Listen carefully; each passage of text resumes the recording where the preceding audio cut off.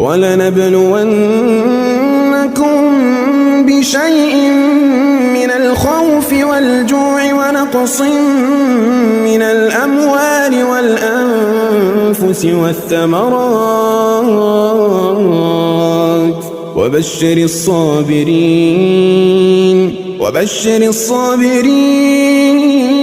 وبشر الصابرين الذين إذا أصابتهم مصيبة قالوا إنا لله وإنا إليه راجعون أولئك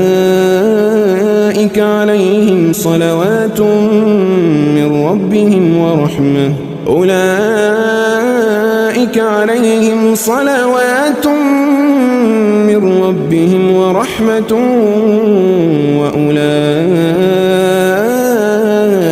هم المهتدون.